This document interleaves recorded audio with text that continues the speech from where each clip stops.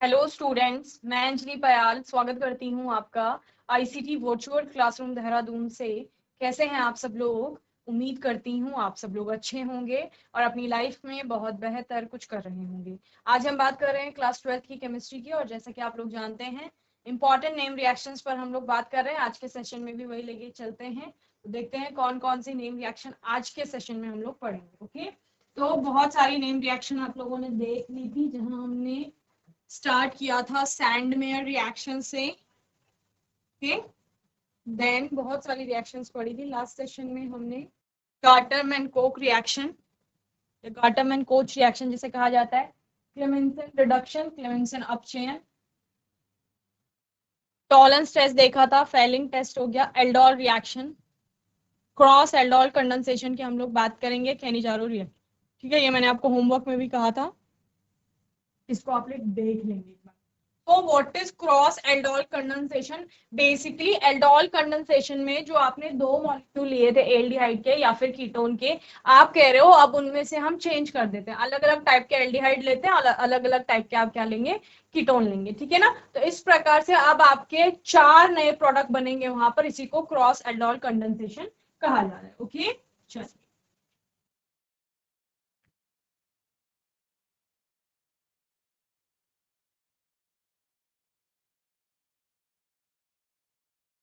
Cross aldol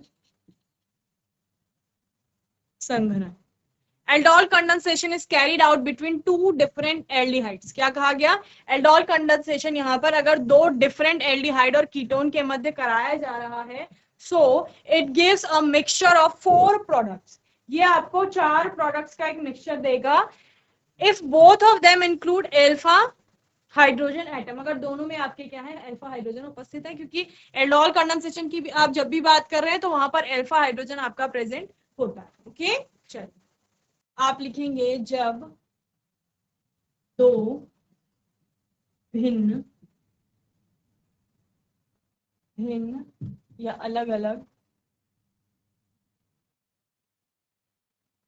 aldehyde व ketone के मध्य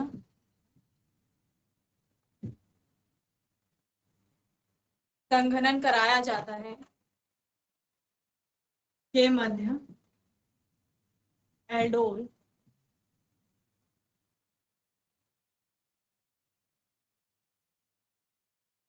संघनन होता है, तो इसे क्रॉस एल्डोल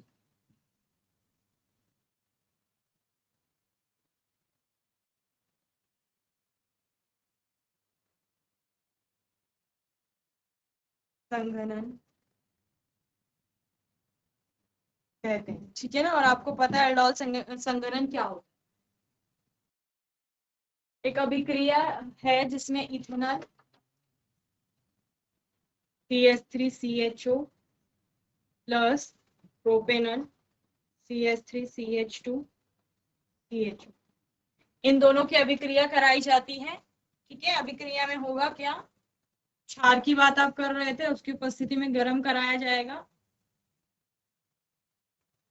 और यहाँ पर 4 प्रकार के प्रोडक्ट आपके फॉर्म होंगे। ओके,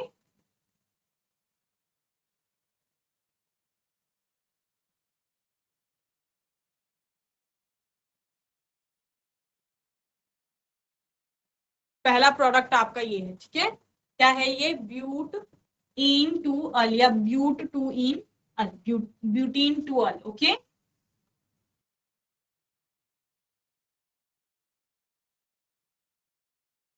दूसरा प्रोडक्ट आपका ये बनेगा इस प्रकार से, जिसमें कि जो कार्बन है आपका, वो एक साइड से मिथाइल ग्रुप से जुड़ा हुआ है, एक साइड से एल्डिहाइड से, और एक साइड से डबल बॉन्ड कार्बन से जुड़ा हुआ है। ओके, चलिए ये हो जाएगा आपका 2 methyl पेंटूइनल। Okay,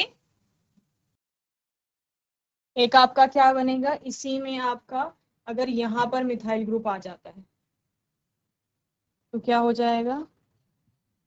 CH3 double bond C CHO CH3।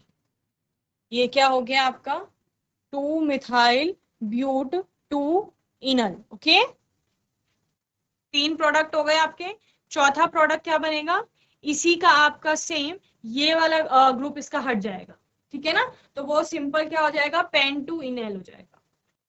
यहां पर मैं वो चौथा प्रोडक्ट आपका बना देती हूँ, प्लस कार्बन, कार्बन से आपका CHO जुड़ा हुआ है यहाँ पर, और ये डबल बॉन्ड CH2CH, ठीक है। चलिए ये वाला प्रोडक्ट क्या है आपका, देखो ये तो है इथेनॉल, ये है प्रोपेनॉल, ये क्या हो गया 4 कार्बन की श्रृंखला है ब्यूट,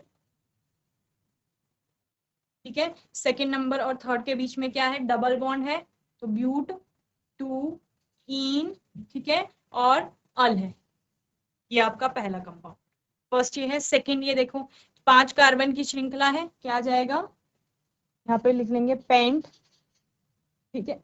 उससे पहले यहाँ पर सेकंड नंबर 1 2 3 4 5, सेकंड नंबर पे आपका मिथाइल ग्रुप है, तो क्या आ जाएगा 2 मिथाइल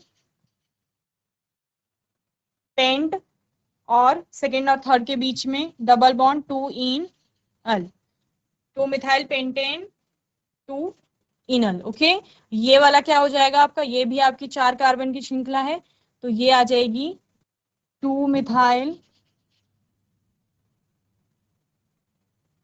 ब्यूट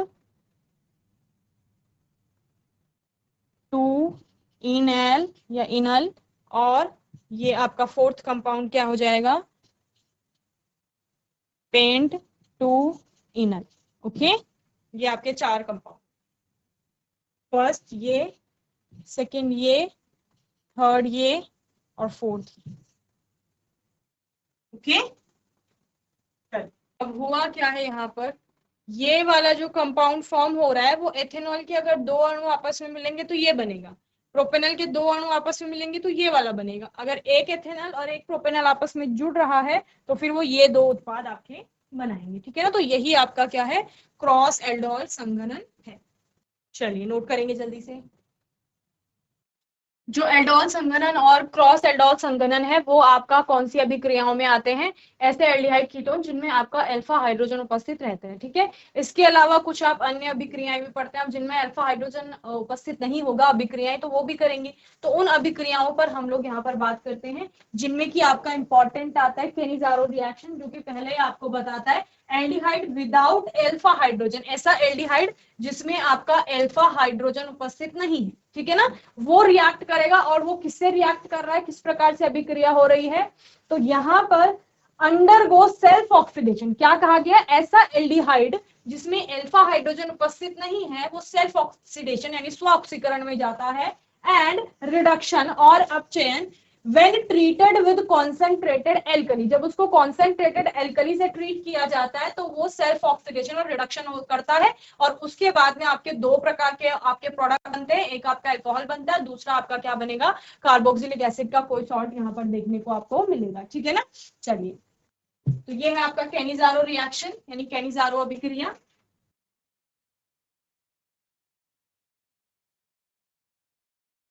चलिए, एल्डिहाइड जिनमें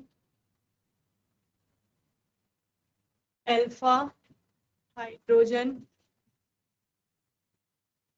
परमाणु उपस्थित नहीं होते, वे सांद्र क्षार से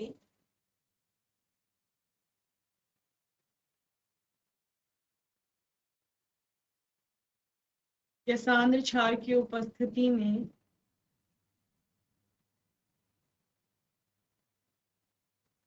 गर्म करने पर स्व ऑक्सीकरण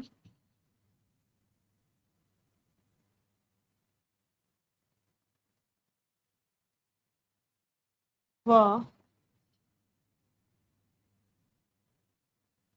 अपचयन प्रदर्शित करते हैं, ठीक है ना। और इसमें आपका होगा क्या, एल्डिहाइड आपका जो एक मॉलिक्यूल होगा वो अल्कोहल में रिड्यूस हो जाएगा, और दूसरा मॉलिक्यूल जो है वो किसी कार्बोक्सिलिक एसिड के सॉल्ट में ऑक्सीडाइज हो जाएगा। ओके, अल्कोहल का एक अणु एल्डिहाइड करेगा, एल्डिहाइड की अभिक्रियाएं पढ़ रहे हैं ना, तो एल्डिहाइड का एक अणु अल्कोहल में अपचयित तथा दूसरा अणु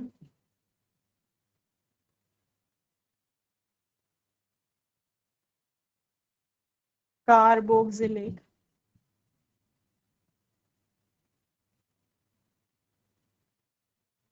अम्ल के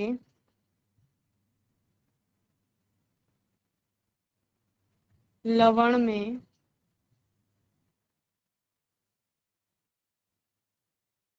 ऑक्सीकृत हो जाता है, ठीक है। यही आपकी क्या है, कैनिज़ारो रिएक्शन। तो विदाउट अल्फा हाइड्रोजन आप बोल रहे हो एल्डिहाइड, तो सिंपल फॉर्मेल्डिहाइड ले लेते हैं, उसके दो अणु ले लीजिए, दोनों के आपस में अभिक्रिया करवाइए, और कोई सांद्र क्षार आपको लेना है, पोटेशियम हाइड्रोक्साइड ले लीजिए, और उसके बाद देखिए किस प्रकार से अभिक्रिया हो रही है। HCHO होता है आपका फॉर्मेल्डिहाइड, ठीक है, दो मॉलिक्यूल ले लीजिए,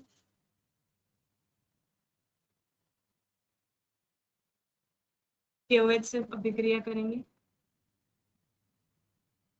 अब आपने क्या बोला, एक एल्डिहाइड का अणु आपका क्या होगा, अल्कोहल में अपचयित हो जाएगा, ठीक है। यानी आपको बेसिकली यहाँ पर क्या करना है, एक H जोड़ देना है, और दूसरा अणु जो है कार्बोक्सिलिक अम्ल के वो लवण में ऑक्सीकृत हो जाएगा, ठीक है। तो दो प्रोडक्ट बनेंगे आपके यहाँ पर। पहला प्रोडक्ट क्या बोला उन्होंने, मिथेनॉल बन रहा है आपका, और साथ में एक क्या बनेगा आपका, इसका सॉल्ट बनेगा। हाइड्रोजन का हटना भी आपका क्या होता है, ऑक्सीडाइजेशन होता है, ठीक है। तो ये अल्कोहल बन गया, और ये कार्बोक्सिलिक एसिड का कोई लवण बन गया है। तो फॉर्मेल्डिहाइड, फॉर्मेल्डिहाइड पोटेशियम आपका हाइड्रोक्साइड, उससे मिथेनॉल बना है, साथ में आपका पोटेशियम फॉर्मेट बन गया,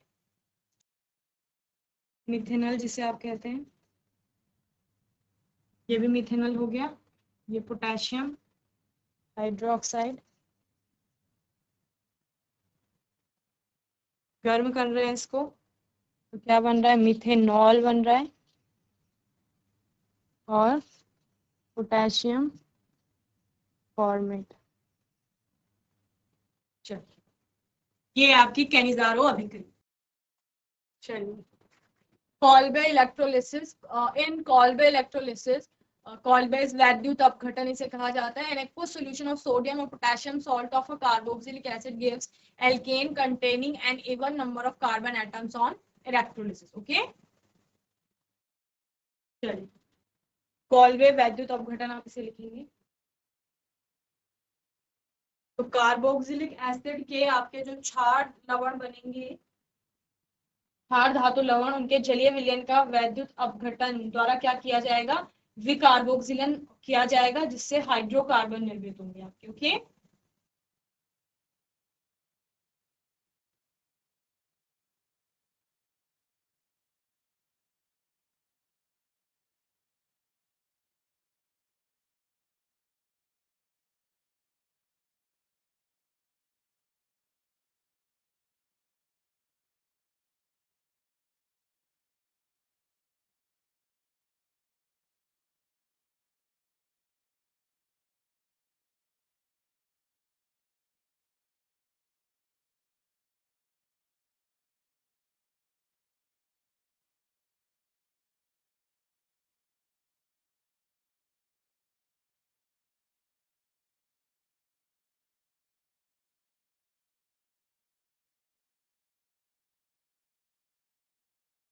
जिसमें जो कार्बनों की संख्या होगी, जिसमें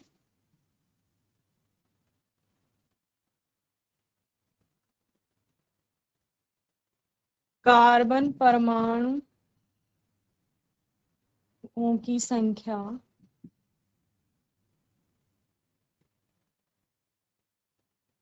अम्ल के एल्किल समूह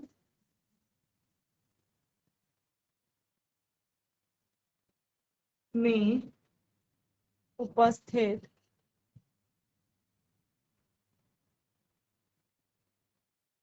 कार्बन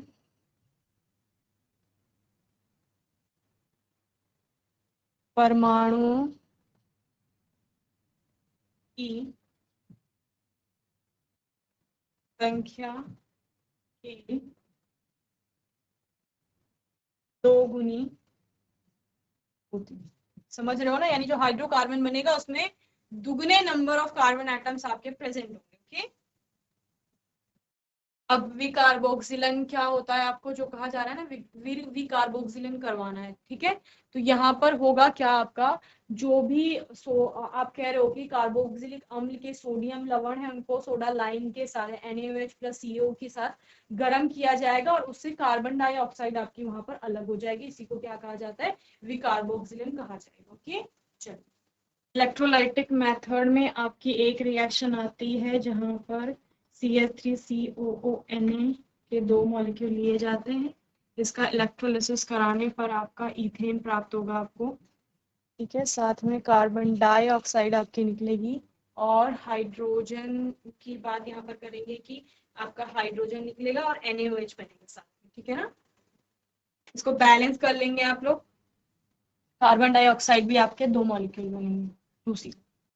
चलिए, हेल-वोलार्ड-जिलेस्की रिएक्शन, HVZ रिएक्शन भी जिसे कहा जाता है। Carboxylic acids having a alpha hydrogen are halogenated at the alpha position, giving alpha halocarboxylic acid on treatment with chlorine or bromine in the presence of small amount of red phosphorus. Okay, Lal phosphorus की अभिक्रिया की presence में यह अभिक्रिया होती है और बनता क्या है, आपका alpha hello carboxylic acid form होता है आपका, ठीक है। यही आपकी क्या है, हेल-वोलार्ड-जिलेस्की की अभिक्रिया।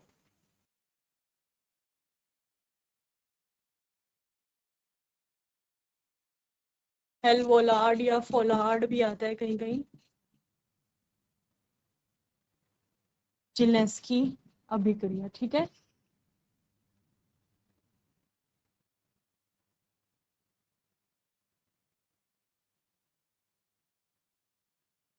इसकी अभिक्रिया होगी, ये आपका कोई कार्बोक्सिलिक एसिड है,